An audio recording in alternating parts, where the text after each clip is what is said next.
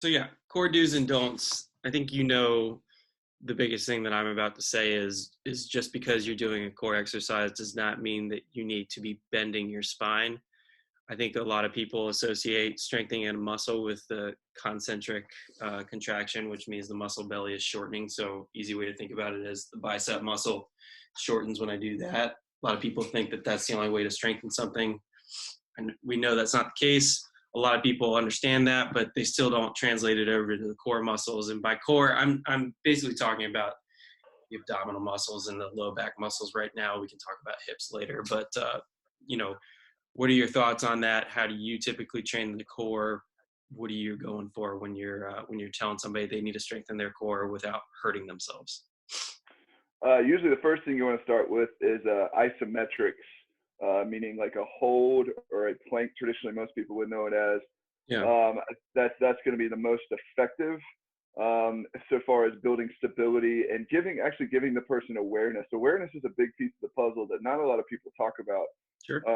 I could tell somebody, you know, do you feel that in your core? And they're kind of like, what is that? What is that feeling? I don't even know what that feeling is. So how do I know? How can I tell you what that is?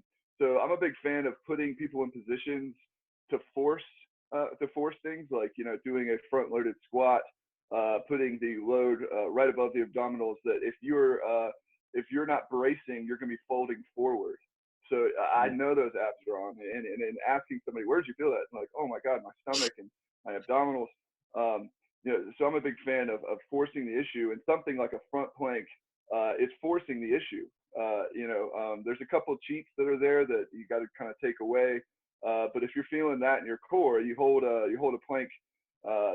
We recommend, right, with McGill, 10 seconds or less, Sure. just thinking about maximum muscle contraction as opposed to seeing who has the plank world record, where he would say that is kind of the juice is not worth the squeeze, to say you're actually going to get shear forces in the spine and actually incur more danger than would be benefit from that exercise. Yeah, Um, absolutely. And it's something that I think people are starting to hear more and more. They're starting to hear, oh, crunches are bad for you. Don't get on those machines that force you to do this and rotate the spine under load. Um, I don't know if people do or don't understand why that is, but on my side of things, the physical therapy side of things, I've really got to check for micro movements, those little things that are probably going on that is invisible to the naked eye because of some kind of core leakage that you have going on.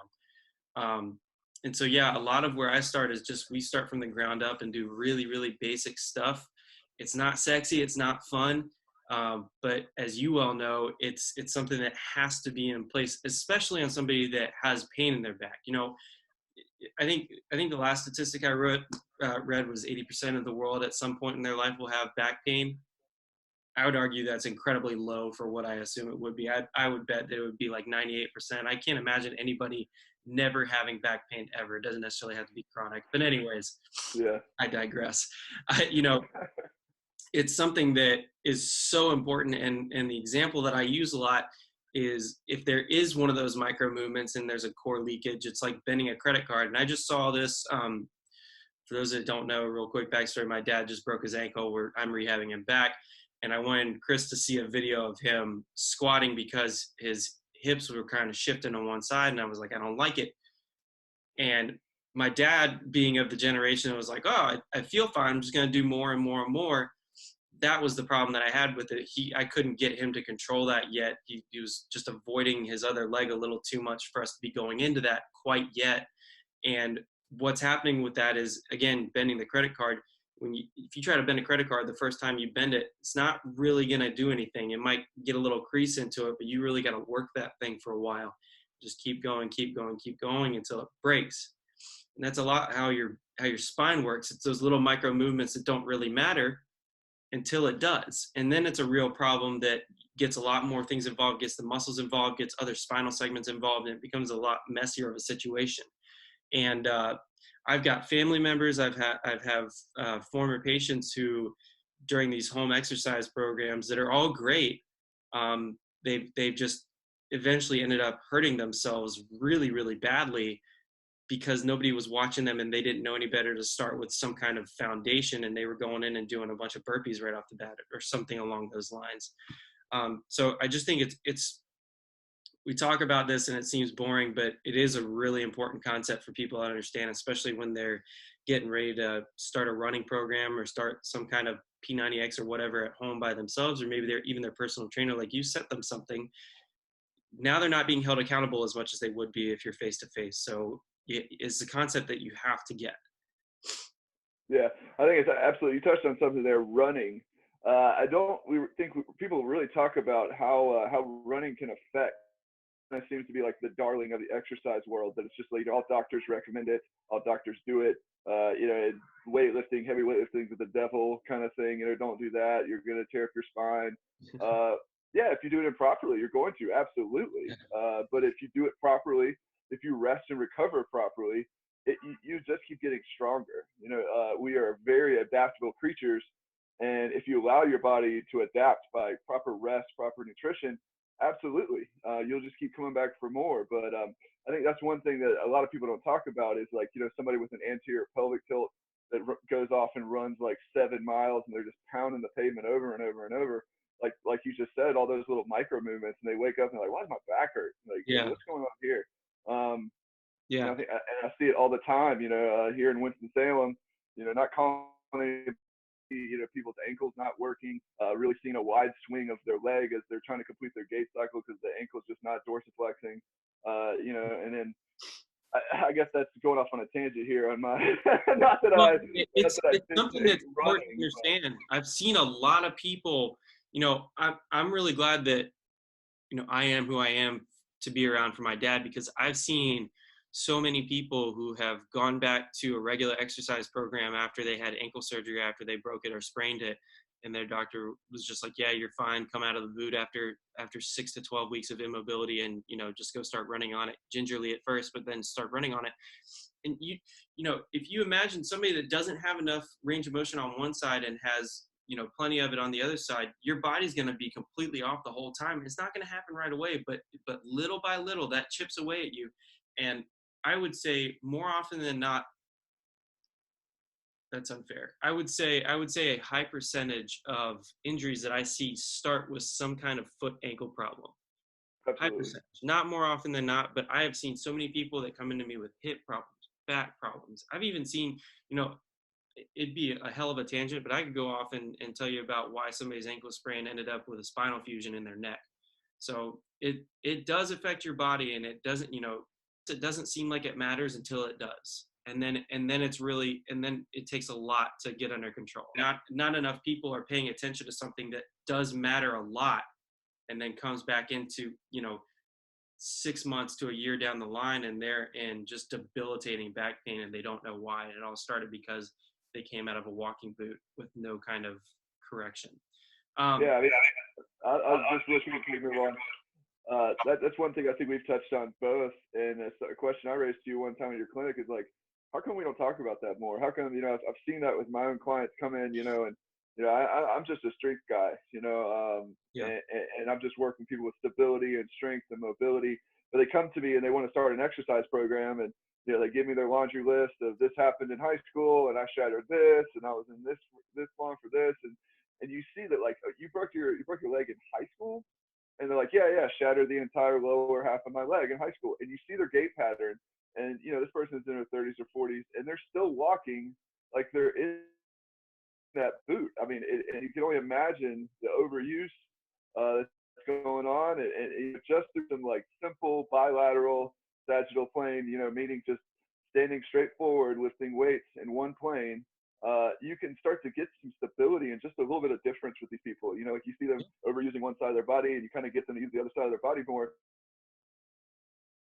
and things start symmetrical. I mean, nothing's ever perfect. I mean, there's arguments that we're not supposed to be symmetrical. You know, there's not a lot of, you know, as long as, you know, it's functioning, right? I mean, but then again, they raise the question of, are you going to overuse something, like we touched on? You know, I mean, it's all exactly what the matters big to bowl you. of spaghetti.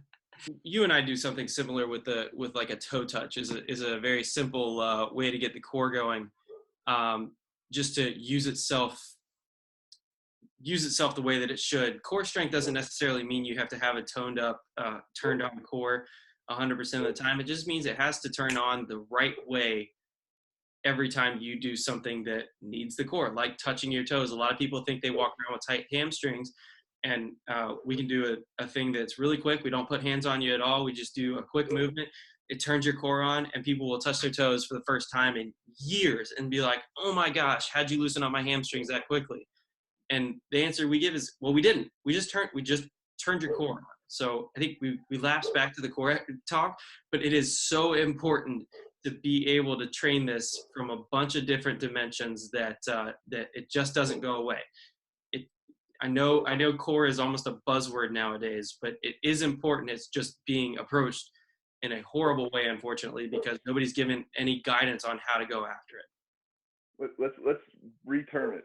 Let's what can we call it? Because you're right. Because I mean, you got people. It's, like you said, it's a buzzword. Let's train your core. Yeah. And I think one thing we haven't touched on yet are like improper ways that we train the core, right? A lot of times, a lot of training. I'll talk about it from a weightlifting perspective. A lot of training, a lot of people's thoughts on training, or what their idea of what a personal training session should look like, or what that looks like to go into a gym. It's pretty much like a Rocky III montage, where you're just like sweating, you're dying the whole time from day one. You're just barely crawling out of the gym. Exactly. And that's great if you want to do that, but on day one, that's not going to go well for you, and I'm probably not going to ever see you again if you make me do that to you. I mean, I've had those people where like, just, I don't want all this, I don't want all these correctives, I don't care about my shoulder mobility, just push me, and I'm like, okay, it's kind of going against what I'm saying, sure. And then I don't see those people. And I told them, hey, I don't really, but they're kind of like, I'm paying you for your time. This is what I want from you. So I just put them through a circus of movements, trying to kind of do this while they're doing it. And probably shouldn't even do that for people anymore. Probably should tell them to just walk out of the gym. But a lot of that stuff, like you said, is like a lot of crunches, right? In a Rocky III montage, you're gonna see a lot of crunches. You're gonna see a lot of Russian twists. You're gonna see a lot of stuff, and that's really not doing anything but giving you aesthetics. Now, if you want a six-pack, that's your way to your six-pack. That's great. Good luck with lower back pain later on in life. Yeah. If you do a ton of it, especially with like declined or like resistance or anything but body weight. McGill, I love McGill's recommendation, because they're just like mic drops. He has taken these exercises, he is putting them in a lab.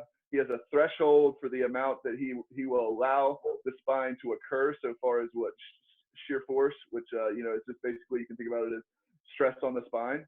And he pretty much pretty much says, I do not recommend this exercise. Mic drop. Take it as you will. And for people that don't know, he's the world's leading low back biomechanist, and what he's done, the reason that he has that stature is because he's taken a lot of these studies and put them in a clinic, both in real people and in just cadaver spines, and he's taken them, he's stressed them in ways that we do with these exercises, and he's weighted it with the cadavers. Obviously, he's waited for them to just bust and see how long that takes. He waits to see how long it takes a disc to bulge, different things that can happen. And then we'll also take people, the butt wink, which is something that we're going to talk about. He's watched people, butt wink, bunk wink until it goes out. Point being is that people have researched this under a microscope, literally, and shown that whether it hurts or not, it will eventually tear you down. So for what that is worth, bending the spine, let me rephrase. Training your core does not mean bending your spine. Your core, from a physiological perspective, your core is meant to transmit force, energy, whatever you want to call it, from the ground to your arms. Okay? So let's take a punch as an example, and I'm not going to stand up. But if I'm trying to punch, we call it arm and arm punches. It doesn't really work very well. It takes a lot of the force off. If you're a baseball player, you can pretend you're trying to swing without doing anything other than moving your arms. And then you go push off your leg and then throw a punch in. It's going to go a lot harder. Nowhere in there do I do this. Right? I'm not flexing my spine unless I want to get caught with a wicked uppercut and hurt my back at the same time. Nowhere in there am I doing this. Okay? what I'm doing is I'm keeping a tight core. I'm rotating a little bit. Most of it's through my hips, you may be surprised to see. And I'm keeping that tight core so that every bit of power that goes through my leg ends up at the end of my fist. If there's any kind of what we would call core leakage where we just don't have a part of our core on, you're gonna feel that on the other side of that punch. Okay. The other side of that swing, the other side of that, whatever you're doing, jump, doesn't necessarily matter. That core is meant to sling that upper body. It's also meant to sling your movement. So take that for what it is. It does not have to flex. It does not have to bend at all to accomplish that task.